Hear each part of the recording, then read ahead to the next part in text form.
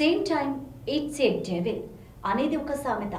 అంటే శాస్త్ర సాంకేతిక పురోగతి మానవాళికి ఒక వరం, అదే సమయంలో అది ఒక శాపం కూడాను. ప్రస్తుతం దీని ప్రస్తావన ఎందుకు అంటే, వాయు మార్గంలో అత్యంత వేగంగా ప్రయాణించే, యుద్ధాలలో అత్యంత సమర్థవంతంగా శత్రువులను చీల్చి చెండాడే హెలికాప్టర్లు ఆకస్మికంగా కూలిపోతూ ప్రముఖులను పొట్టన పెట్టుకుంటున్నాయి.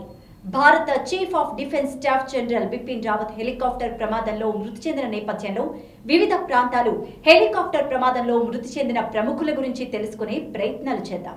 జనరల్ బిపిన్ రావత్ ప్రయాణిస్తున్న వాయుసేనకు చెందిన హెలికాప్టర్ ప్రమాదానికి గురవడంతో ఆయన కుటుంబ సభ్యులు సహా హెలికాప్టర్లో ప్రయాణిస్తున్న 13 మంది మరణించారు. ఉమ్మడి ఆంధ్రప్రదేశ్ ముఖ్యమంత్రిగా రెండోసారి బాధ్యతలు చేపట్టిన కొద్ది రోజులకే హెలికాప్టర్ ప్రమాదంలో వైఎస్ రాజశేఖర రెడ్డి మృతి చెందారు. 2009 సెప్టెంబర్ 2న చిత్తూరు జిల్లా పర్యటనకు బయలుదేరి వెళ్తుండగా ఆయన ప్రయాణిస్తున్న బెల్ 430 హెలికాప్టర్ నల్లమల అడవుల్లో కుప్పకూలిపోయింది.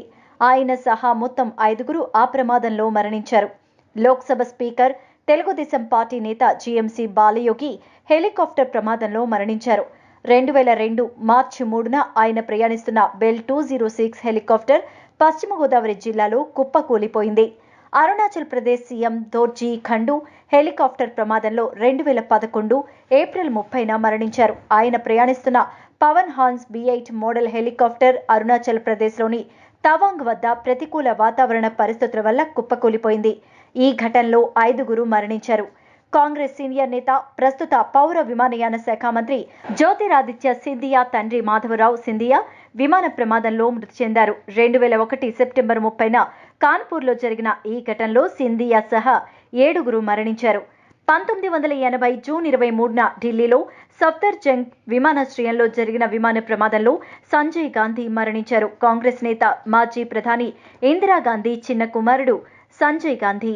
హర్యానాకు చెందిన మంత్రి ఓపీ జిందాల్ 2005 మార్చి 31న మరణించారు. ఆయన ప్రయాణిస్తున్న హెలికాప్టర్ ఉత్తరప్రదేశ్లోని షెహరాన్పూర్ వద్ద కుప్పకూలిపోయింది. తెలుగు సినీ ప్రేక్షకులకు సుపరిచితమైన సౌందర్య కూడా హెలికాప్టర్ ప్రమాదంలో మరణించారు. 2004 ఏప్రిల్ 17న బెంగళూరులో ఈ ప్రమాదం జరిగింది. తెలుగు, తమిళం, కన్నడం, మలయాళం సహా పలు భాషల్లో ఆమె నటించి మెప్పించారు. స్వాతంత్ర సమరయోధుడు సుభాష్ చంద్రబోస్ 1945 ఆగస్టు 18న విమాన ప్రమాదంలో మరణించారు. ప్రమాద విషయంలో ఇప్పటికీ స్పష్టత రాకపోవడం గమనార్హం.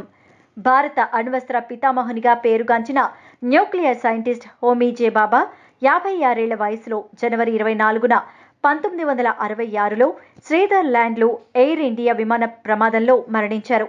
భారతదేశ ప్రముఖ పారిశ్రామికవేత్త అశోక్ బిర్లా, అతని భార్య సునంద 1990లో బెంగళూరు వద్ద విమానం కూలిన ప్రమాదంలో మృతి చెందారు.